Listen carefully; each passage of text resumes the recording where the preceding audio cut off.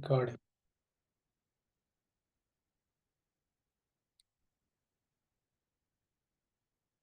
Hare Krishna, welcome to our Gita study session.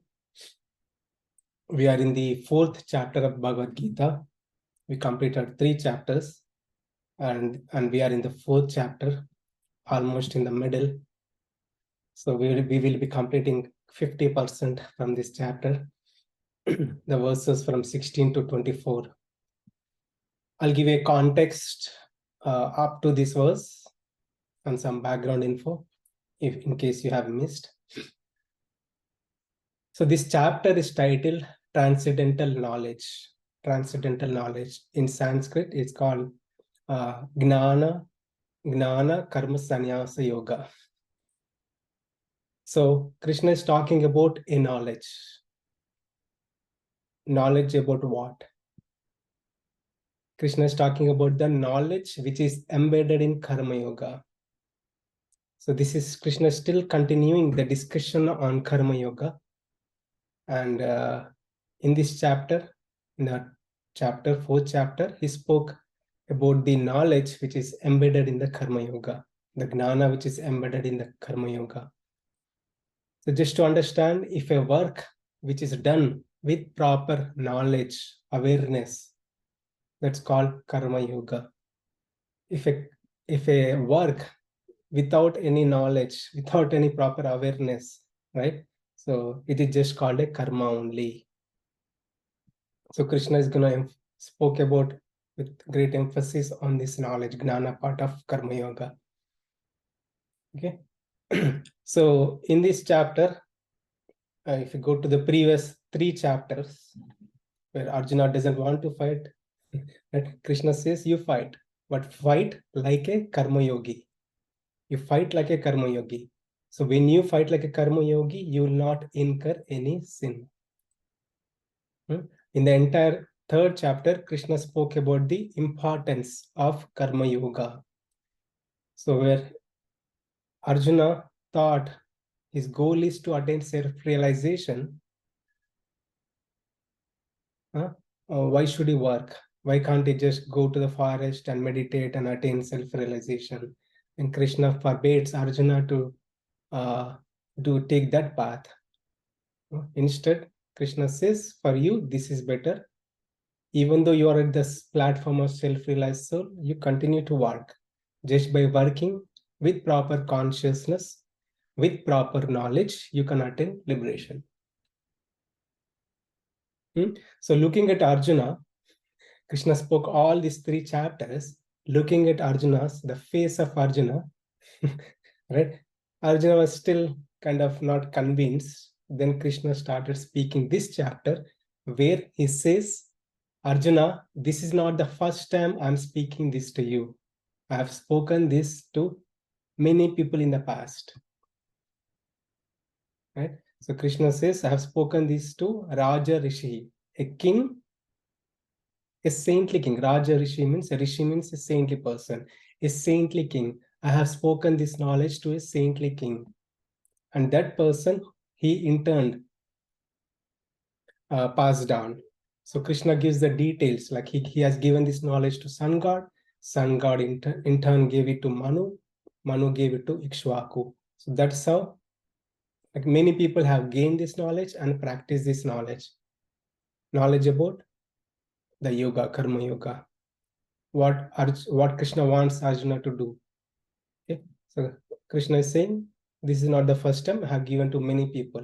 Now I'm giving it to you because you are my devotee and friend. Then Arjuna got confused. I have been seeing you. Is it true that you have given this knowledge to Sun God? Sun God, when was he created? When was he came into picture? And when was that you gave this knowledge to him? Then Krishna says it was like 28 yuga cycles back. He has given this knowledge to Sun God. So that's where Krishna says, I know everything. We both, myself and you, Arjuna, we both have taken birth. We appeared many, many times in the past, and we're gonna appear in future also. Right? So, and I remember everything.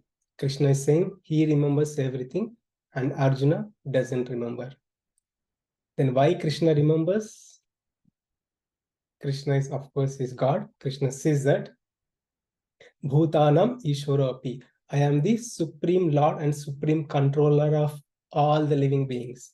I reside as Paramatma in the heart of all living beings. That's how I know every living being, their past, present, and future. And then Krishna started speaking about himself, the uniqueness of him. When he descends in the what Krishna said, he appeared many times before. When he descends, he doesn't descend or take birth like us. Right? We are forced to take birth to a parent. We don't know who was our parent previous lifetime. Right? But Krishna chooses a parent and he appears, and he doesn't appear like in the womb like us, upside down.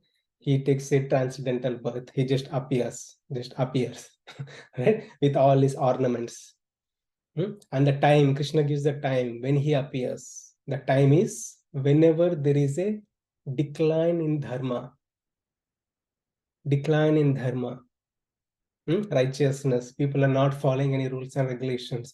And inclination in adharma. People are following all the negative paths, going in total wrong direction. There is chaos everywhere. That is the time Krishna descends.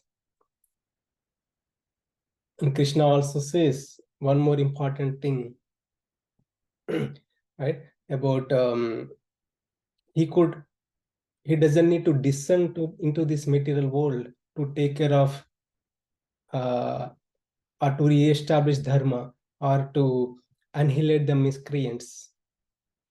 Right? Paritranaya sadhuna vinashaya cha duskritam. Paritranaya sadhunam. That was very important. And Krishna says, I appear to protect my devotees. I want to be with my devotees. That is the reason I appear. I want to reciprocate the love the devotees they have. So Krishna talks about that, and finally says the purpose of knowing Krishna. And he says, if a person clearly understands about the Supreme Lord, about Krishna, why he appears, why he incarnates, Janma Karma Chame Divyam, right? If a person clearly understands that this is God, this is why God appears to perform pastimes and reciprocate the love with his devotees. If a person clearly understands that, he will not take birth again. He will not take birth again. He'll attain the transcendental position. That's what Krishna says. And 11 to 15, Krishna says here, whatever the way a person tries to connect to the Supreme Lord reciprocates.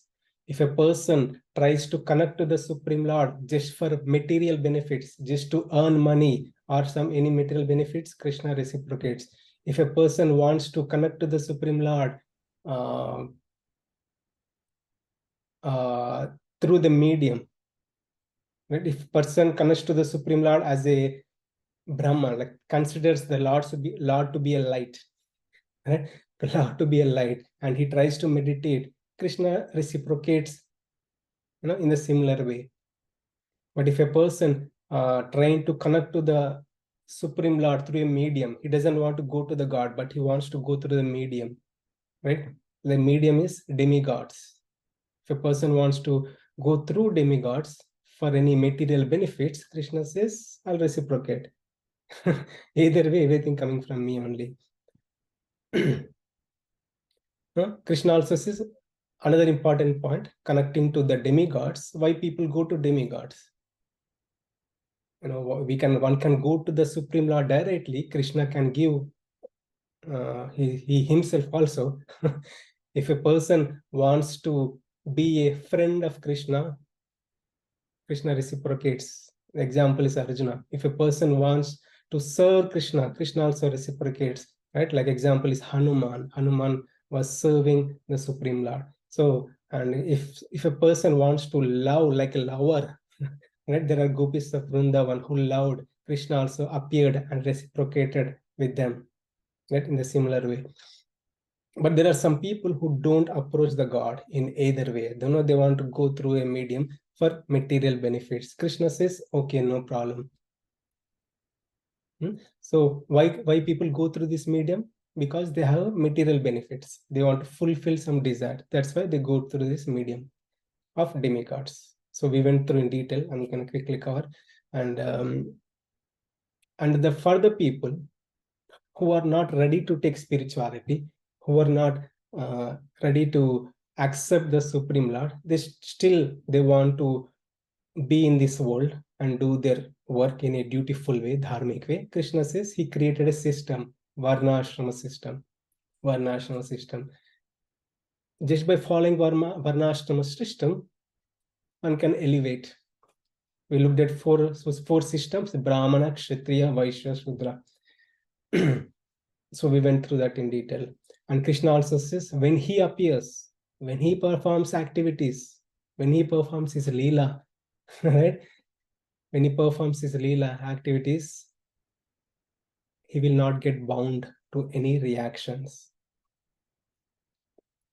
And Krishna also says in 15th verse, whoever understands this transcendental nature of Supreme Lord, they attain the Supreme Lord. And the great people have worked. The great people, they have worked.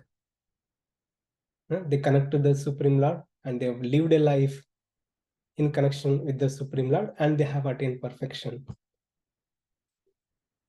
So that is 1 to 15. So we'll start from 16 today. I think you're at a point now. May I request someone to read this verse?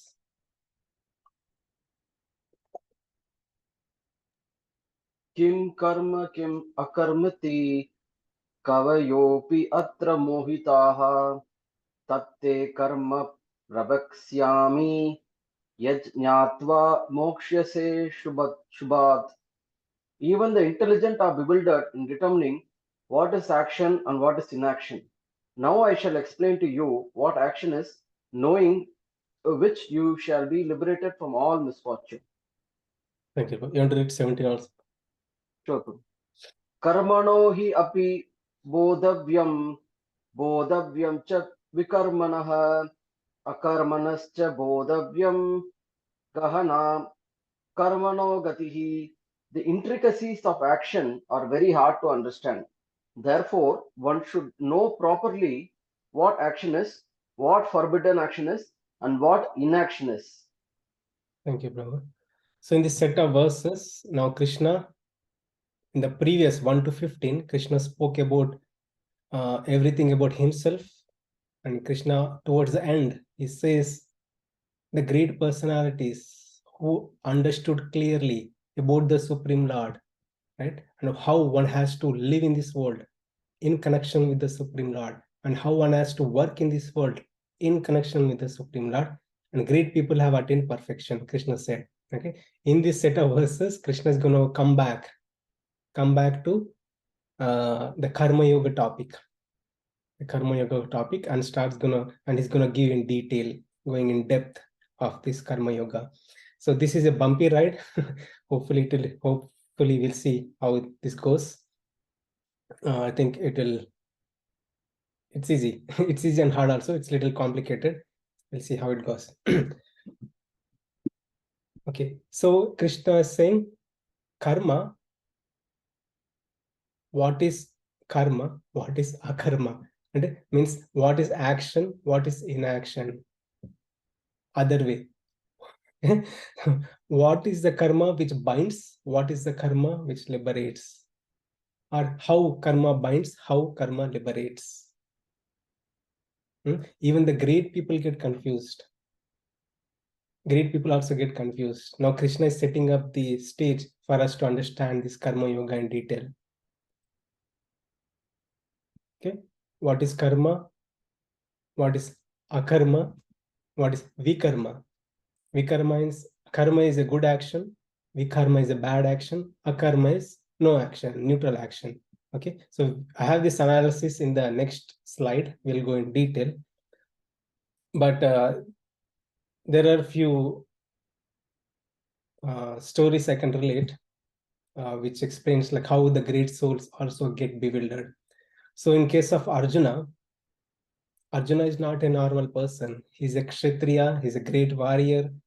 You know, he had the vision of Lord Shiva.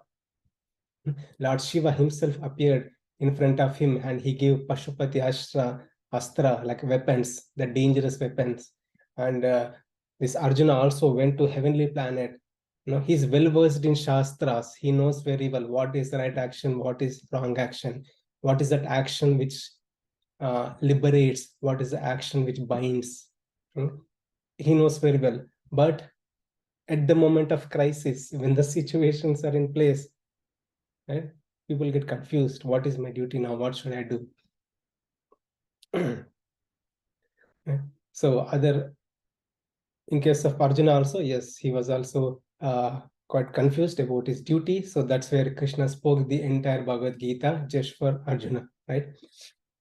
And Yudhishthira Maharaj, he's the one of the Pandava, he's a elder person, Yudhishthira.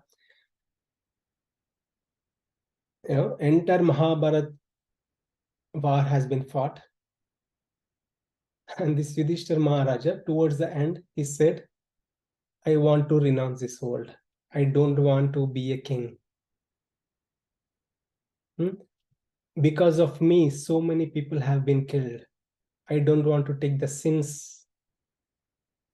I just want to renounce. And Bhima at that time says, bro, we fought the entire battle just for you, just to make you king. And you are saying you're going to run away from the battlefield? Or you want to go to, you're going to run away and you don't want to rule and you want to go renounce? That's not fair. That's not good. So while they were talking, Krishna came and he said, he convinced Yudhishthira, saying like, Yudhishthira, you continue to rule. Don't think you are the cause. Krishna says, he is the cause. I am the cause of everything. I want to re-establish dharma. I want to annihilate all the adharmic people. You become my instrument. You become my instrument, follow my instruction and continue working. In case of Arjuna and Yudhishthira, these are like great souls. Even they were confused.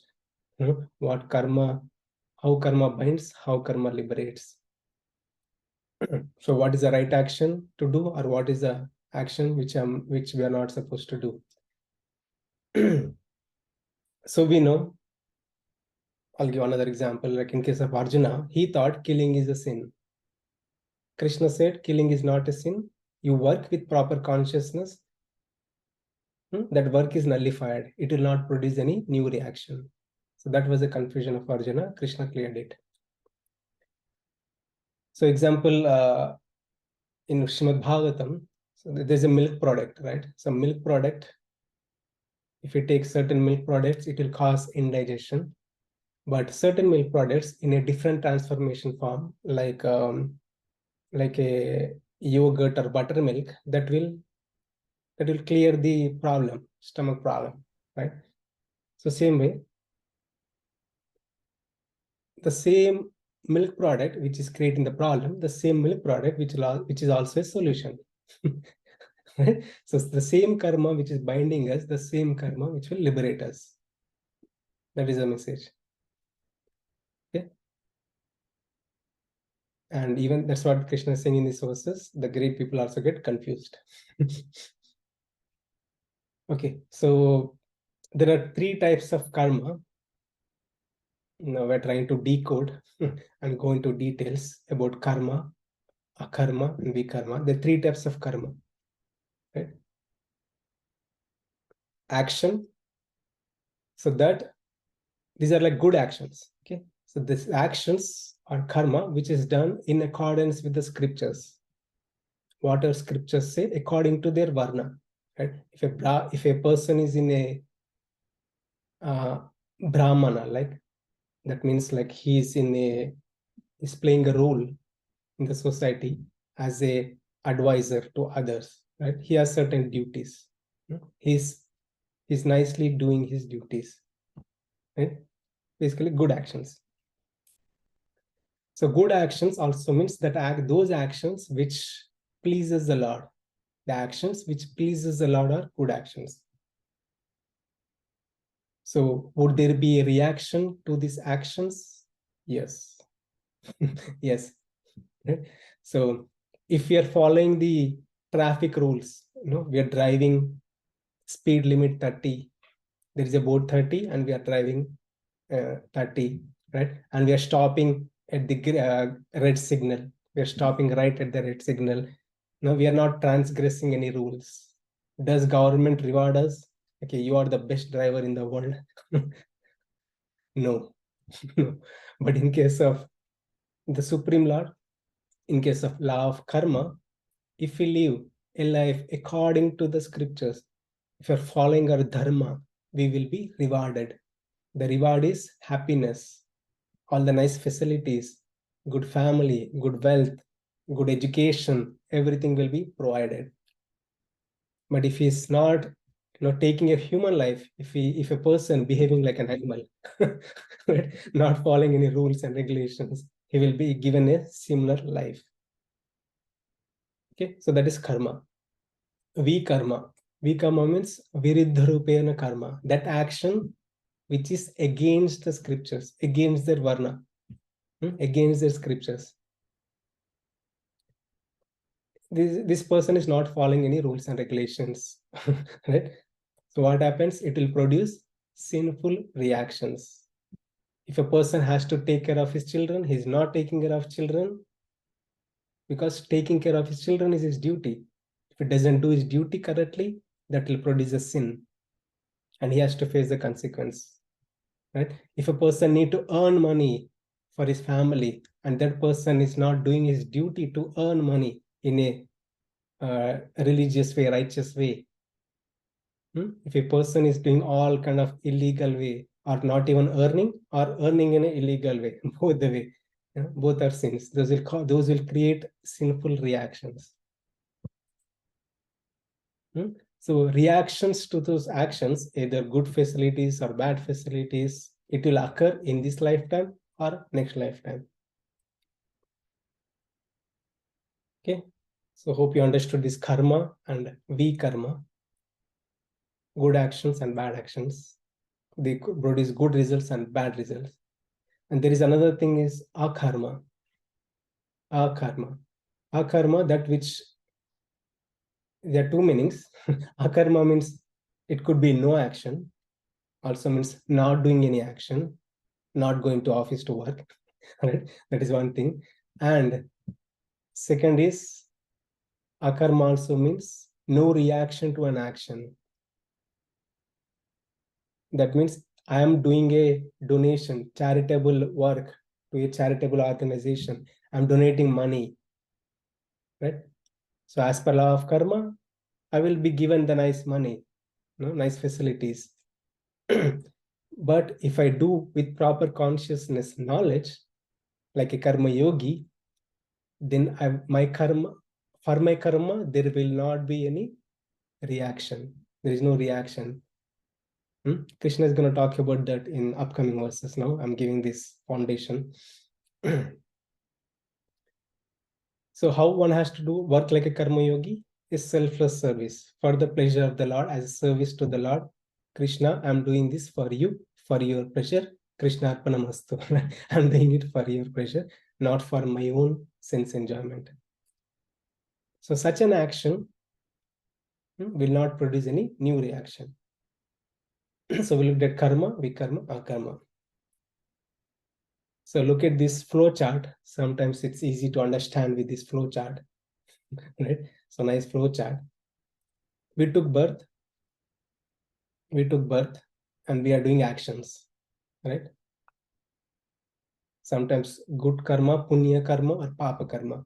Punya karma or papa karma. Good actions or bad actions, whatever, we are doing it. Right? Every day we are doing it. So if you're doing good actions, all the good actions means like if you're living a dharmic life, you're going to work, earning money in a dutiful way, that's a good action.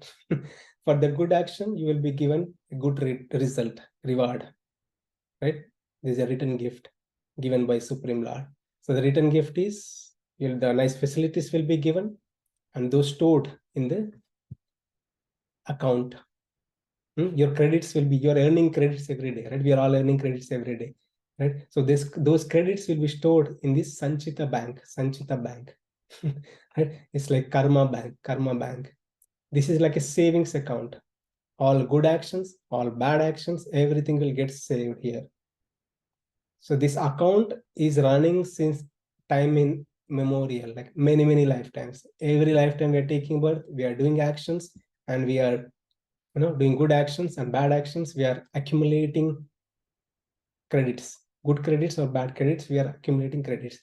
We have a huge karma balance, right?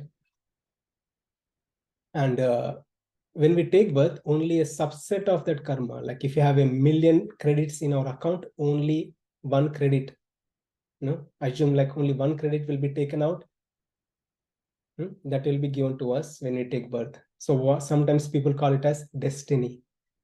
We are driving, something good happens, it's because of this karma only. some offense we committed, some mistake we did in our previous lifetime, it's coming back, right? And sometimes we are just working, we are doing our thing, suddenly we will be promoted. These are all good facilities, right? And some people win like a jackpot. So these are all coming from like our previous karma. We are not supposed to be envious of people. If people are making progress in this world, people get envious of others. The answer how to not become envy of others is just understand that it is because of his karma only. It is because of his karma only, he's getting all the facilities. This is all good, right? So but there's a problem here. The problem is it's a never-ending loop. It's a loop. It's a dead loop. We take birth, doing karma is going on. I mean, one can live like this in this loop, every time taking birth as a human or animal. There are 8.4 million species. One can circulate and transmigrate himself into many species, doing varieties of karma. And one more important point, this karma is only in the human life. Animals don't get karma. They are depleting karma. But in the human form of body, in the human life only, we accumulate karma. Okay, what is the way out? What is the way out? The way out is, Krishna says, yoga. Like a karma yogi, work like a karma yogi. Don't be, the simple example is, when you look at tomato, we are cutting the tomato, cut in a way that doesn't cut your hand, right? Do the karma in a way that doesn't create any new karma. I repeat, do the karma in a way that doesn't create new karma. That is a subject matter in the set of verses now. So that is yoga. Krishna is persuading Arjuna to do this, work like a karma yogi. Okay, we'll move on. I request someone to read this verse.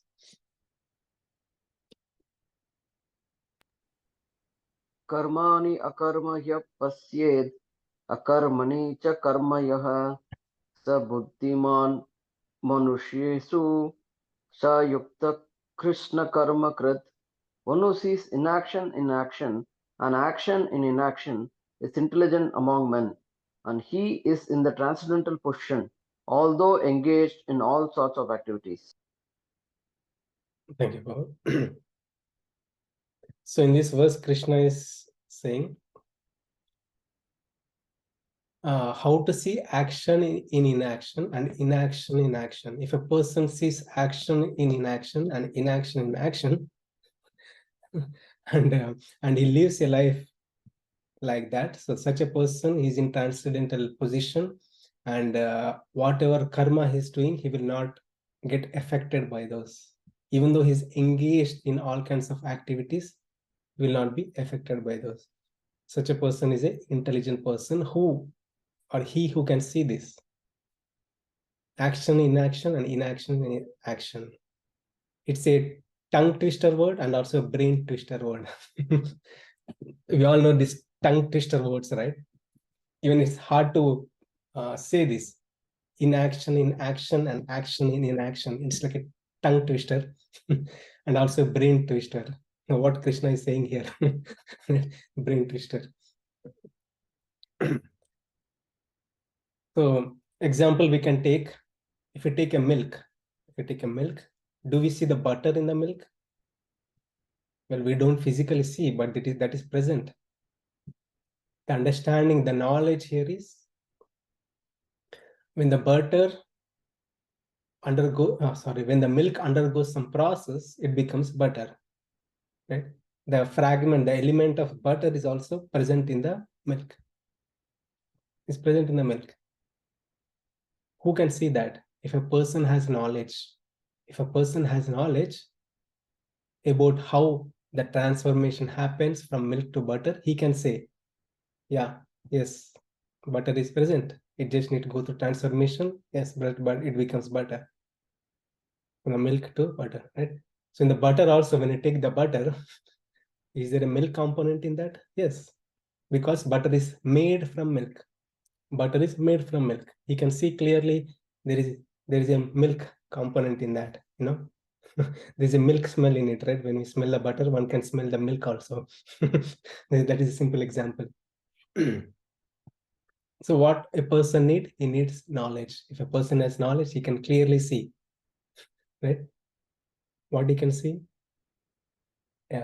Component A in component B or component B in component A, he can see that. So similarly, a person in knowledge can see inaction in action and action in inaction. So let's look at this picture. You can see this picture now. So what Krishna is talking about, inaction in action. So action is work, a duty. Inaction means it's not doing duty. It's about the work which does not create any new reaction. Inaction here in this sense is that action which does not produce any new reaction. If a person can see his action does not produce any new reaction, such a person is intelligent person. Example, we can see there are Krishna himself has given this example, like various kings, they have practiced this karma yoga. Janaka, and various other devotees also. Now we can take the example of Prahlada. So after killing the Hiranyakashipu, Prahlada was enthroned as a king. And Supreme Lord Narasimha said, you continue ruling. You take up the duty, you continue ruling and establish dharma. So how he ruled? He worked. Prahlada worked. He had children, he had family. Everyday people, they go to Prahlad, like because he was a king, and he resolved all the problems, all the conflicts, and he perfectly ruled, perfect ruler, like Lord Ram, how Lord Ram exemplified as a perfect ruler, or Prahlada. I'm taking example like Prahlada. There are many devotees also. So being in a family life, they worked, they did their duties, but they remain detached. None of their actions, producing children or work or dealing with people, none of those actions produced a reaction. He was always karma free. He was always karma free. It is not just for Prahlad, anyone can be karma free. What they need is knowledge, how to do karma. So how to do the karma? So in case of Prahlada, he ruled, he worked as a devotional service to the Lord. I repeat, he ruled as a devotional service to the Lord, as a seva to the Lord. He did as a seva, devotional service to the Lord. That way, all his actions have no reactions. He was karma free, even though he's engaged in all actions. If a person working with that knowledge,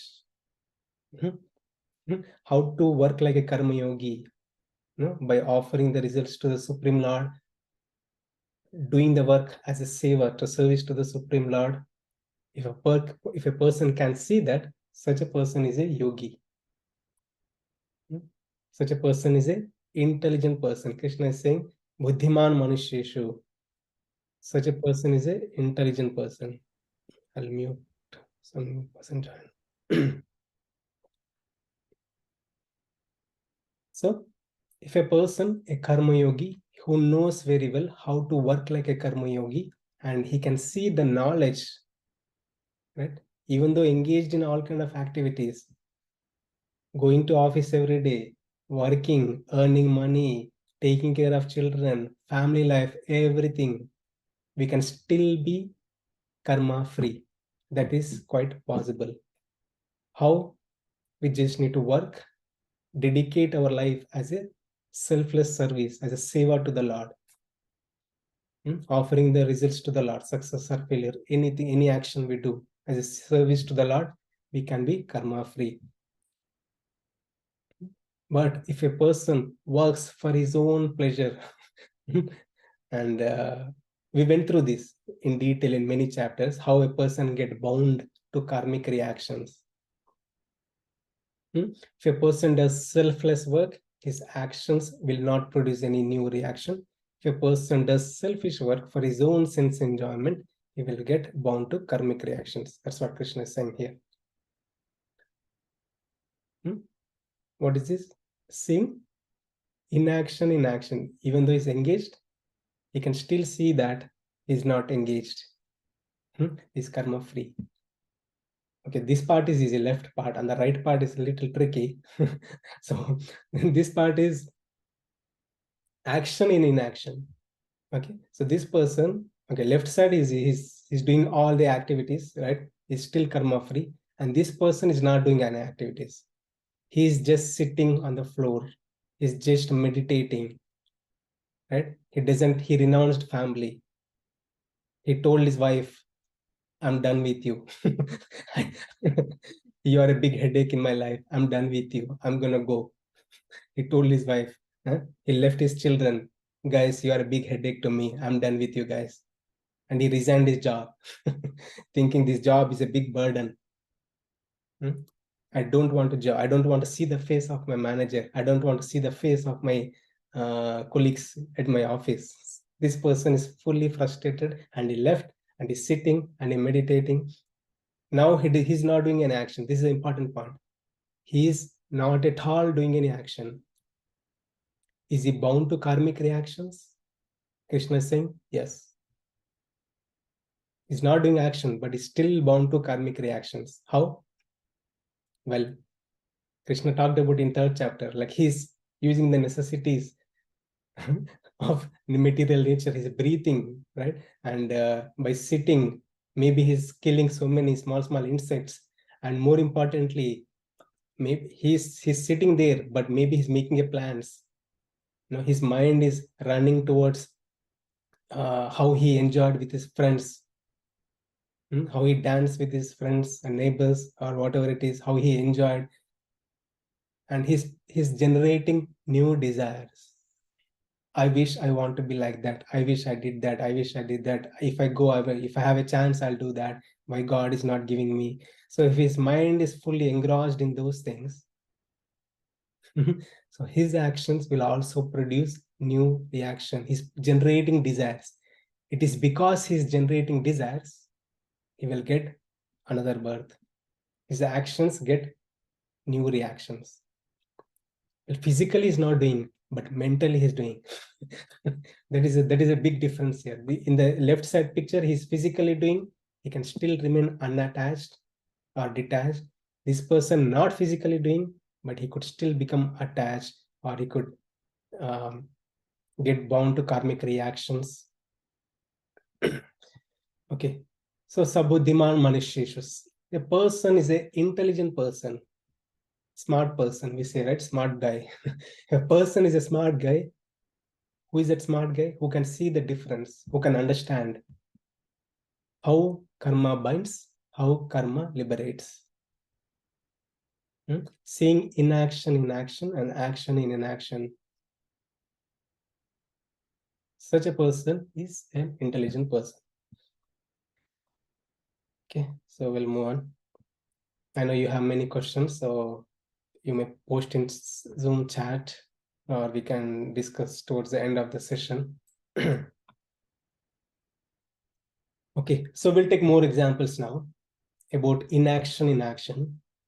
Okay, doing karma, but not getting bound to karmic reactions. As I said before, if you do good karma, we'll get good reactions. Nice facilities will be given. If you do bad karma, we'll get bad reactions, and we have to go through sufferings or consequences. Krishna is gonna give. It's not Krishna. I mean, this is from the scriptures. So we're gonna take few examples here, okay, and thoroughly analyze. Okay, what is karma? What is an action? And how one has to perform an action. In a karma, performed with proper knowledge, gnana, then there is no reaction to the action. If there is no reaction to the action, there is no rebirth. Okay, hope you understood. Okay, we'll take this example. A person, a karmi, right? He's donating money or certain facilities to the charitable organization they are in need. Okay, so let's look at the gnana part, the knowledge part. What is his consciousness? Maybe he doesn't know. He's just doing for the sake of doing. Or maybe he's doing for reputation, good wealth, good business. Right? This we see in the politicians today, especially in the politicians. They give some millions of dollars or crores. In India, mostly people say this. If something happens, they'll give some money to a business organization, a charitable organization. So outside people think that, okay, this person is a great person, such a generous person. He's donating. Look at him. He's doing all kind of donations. Such a nice person. But he may have an inner motive. Inner motive is he just want to save his black money. He may have millions of black money dollars. He just want to put it in a charitable organization. That is a cruel intention. Is a adharmic action, right? He's doing a good action, but if his mindset is not right, is doing for selfish reasons. That's the important point. Selfish reasons. That action will produce a new reaction. The reaction to that is doing a charitable work, but he will be provided all the nice facilities in this lifetime or next lifetime. Yes, there will be rebirth to this person. He has to take birth and enjoy all the facilities on this earth planet or other planets, in heavenly planet also. See, you can sit next to Lord Indra. If he's doing all kind of charitable things, he will be rewarded with many good things. Now we look at a karma yogi, how a yogi works. Now he's doing the same action. He's donating the money. He's donating water or water that the necessities needed for the people. But his gnana is different. His knowledge is different. His consciousness is different. He's doing as a seva, service to the Lord, and offering to results to the Lord. Just Krishna Arpanam, everything given to the Krishna, right? It's a selfless action. Selfless action. That action will not produce any new reaction. It will not produce any new reaction, and he will not have birth. So this is a lofty term. This means that just for that karma, just for that action, there is no reaction. So same thing. So in case of taking care of family, also we talked about it. In case of taking care of family, what is the reason? What is our consciousness mindset? And a yogi, he does everything. taking care of family also as a service to the Lord. God, you employed me in this service. I'll do it for your pleasure, to make you happy. So there's such an action will not produce any new reaction, and there's no rebirth, right? Okay, even volunteering services, doing volunteering services at the temple, one has to have proper consciousness, the knowledge. The knowledge, if one thinks that, okay, I'll be benefited. If a person works for selfish reasons, I'll be benefited for money or wealth or popularity. Those actions will create reactions. But if a person works as a selfless service to the Lord, those actions does not produce any reaction. Hope this analysis makes sense. I think we can cover 3 more in another few minutes. So I'll request someone to read this verse.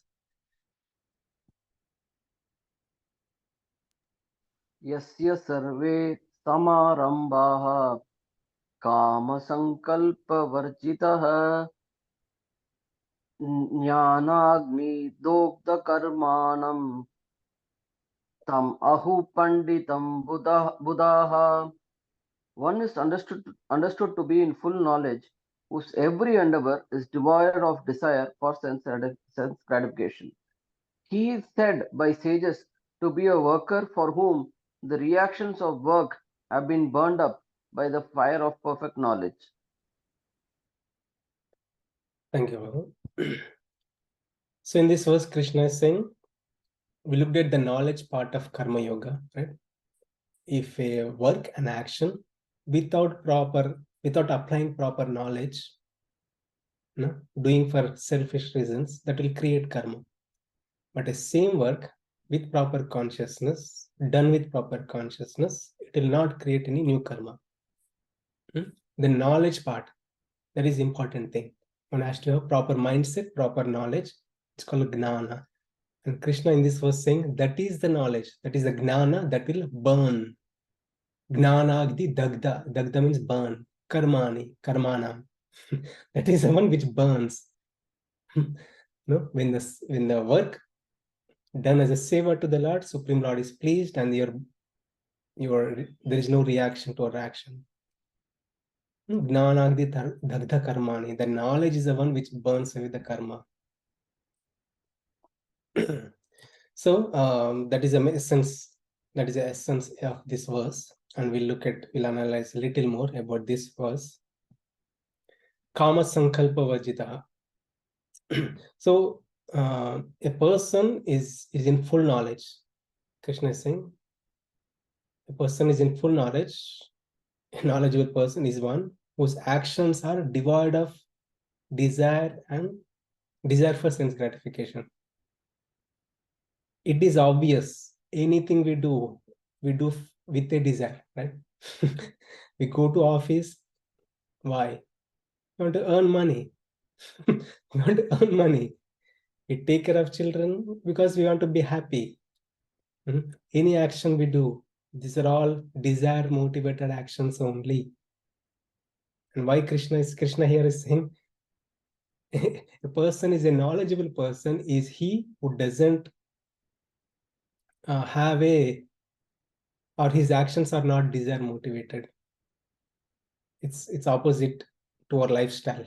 Whatever we do, all our actions are desire motivated only. So let's understand that a little bit. Yes, that is true. All our actions are desire motivated. We do this for a purpose. Anything we do for a purpose, for a reason. Right? But the same actions are binding and same actions are liberating. We went through that in detail. We can take an example of a student. Student is studying for an examination. Right? If we tell him, if the person is doing well, it's okay. But if the student is not studying well, how to motivate that person to study well? Right? A parent could say, okay, instead of studying for yourself, you study for me. You study if you love me. The mother would say, maybe I'll take Bindu. So Bindu has 2 children. So Bindu maybe Bindu's kids are really good, but still Bindu will say, okay, if you just study for me. If you love me, If you love me, just study for me. That the child would be really inspired. Okay, it's because I love you, I do. Anything I do for your pleasure. Right? Now the conscious of the child is different now. He's doing for a higher purpose. Higher purpose. That's what Krishna is also driving us towards.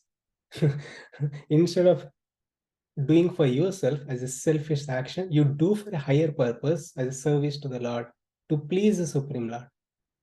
Just like how child is motivated to please his parent, Krishna is asking us to be motivated in our activities to please the Supreme Lord. So that way our actions are not desire motivated actions. We are doing for a higher purpose. That is to please the Supreme Lord. A simple example, if a soccer team is playing, right? Soccer team, they're all playing. We always watch in movies, right? There is a coach who motivates all these people. You do it, you all work together, you put your all efforts for a higher purpose. Now you're representing a state, you're representing a nation, a country. Your country will be really proud of your work, of your achievement. You keep that in mind and do. That's what a coach of a soccer team would say. Right? So similarly, God is also saying, do it for a higher purpose. Anything we do, not just because you have to fulfill your desires. Okay. Yeah. So when we do an action for the service of the Lord, the knowledge, the gnana, right? The gnana here refers to for the pleasure of the Lord. That gnana, when it is done for the pleasure of the Lord, Lord is pleased and there is no reaction to our action. So when there is no reaction to that action, that means like we are progressing. Simple. Right? We are burning away our karmic reactions and we can break the cycle of birth and death. And what about in this chart, we are breaking this new, we're stopping this left side and right side, right? So what about these two?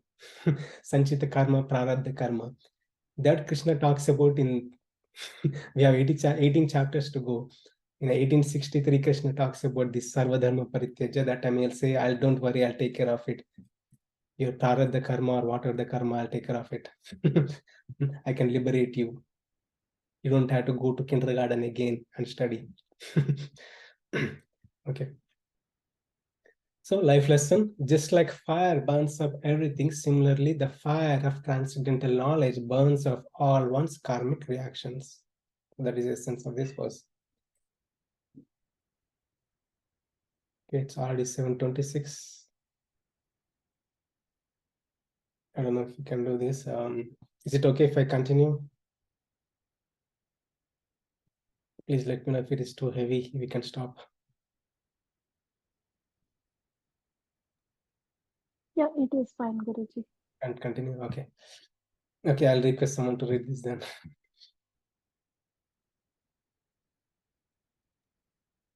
त्यक्त्वा कर्मफलासङ्गं नित्यतृप्तो निराश्रयः कर्माणि अभिप्रवृत्तोऽपि नैव किञ्चित् करोति सः.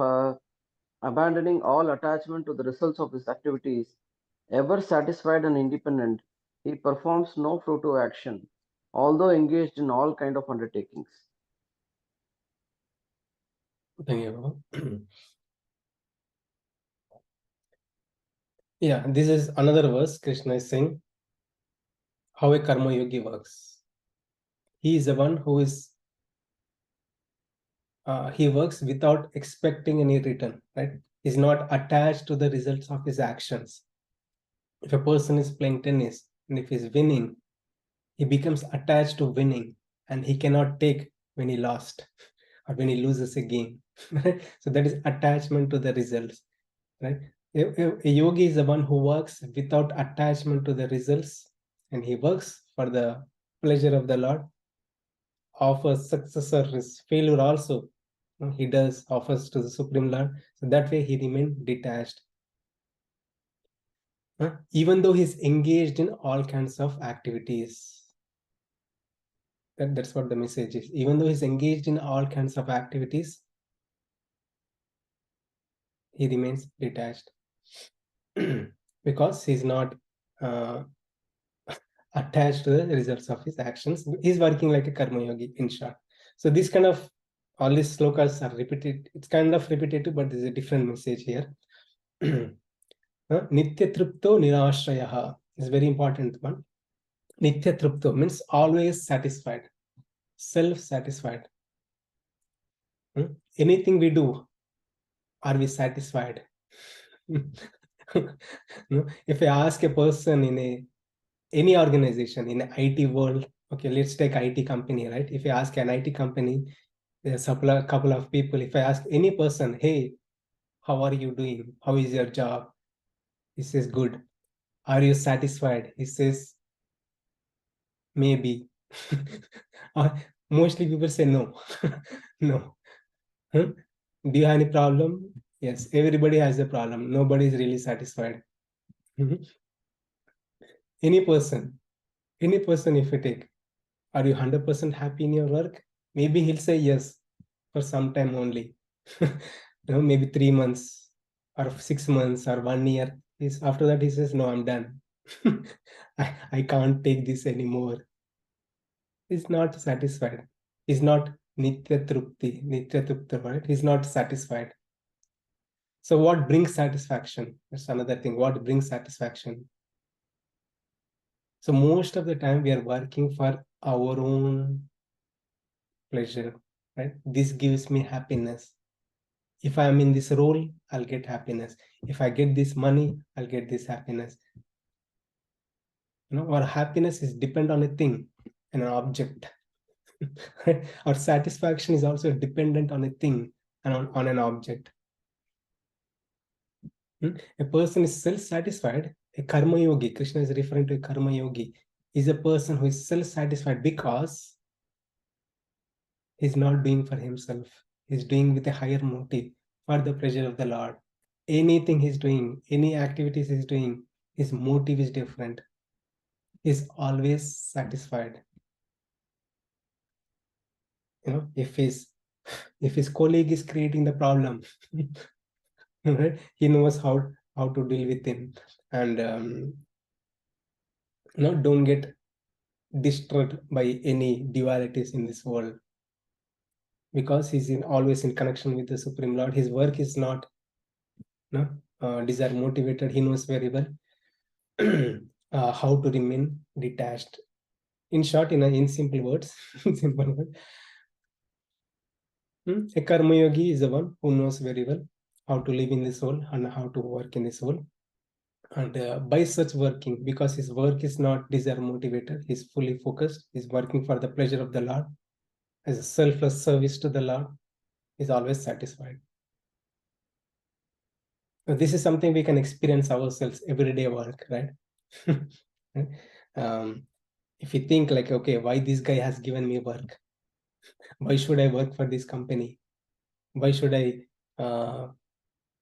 do this task? Right? Why should I attend this meeting? It's a big headache to me.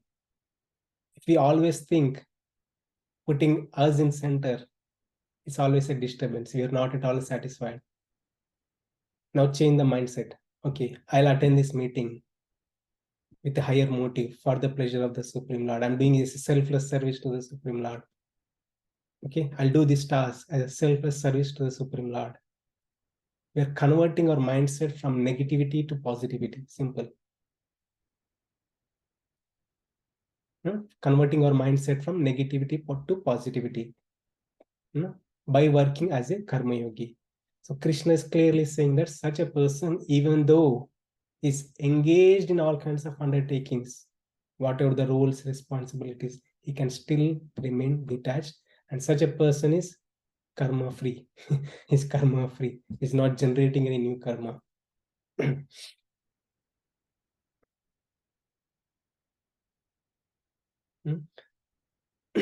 So another example we can take, a soldier is fighting on the battlefield. He has a gun and is killing people. How government looks at it? Government says he's doing a job. Government rewards that person because he's doing a job, right? But the same person, he takes a gun and kills people, government punishes. The action is same, but his consciousness is different. Because in case of fighting on the battlefield, he's doing with a good motive. With a good motive. His motive is to protect the nation, and serving, doing a selfless service for the nation. That is his motive. He's doing a selfless service to the nation. But if he uses the same gun to kill the people in a park, it's the same action, but it's not a selfless service. It's like a selfish desire. He wants to create problems to the people. Right? His mindset is different. Action could be the same, but mindset is different. So that's where the variation is. Okay. So there's a nice story. I can tell maybe next session. It's already 7:35. So we'll continue from text 420 from next session. I'll stop here.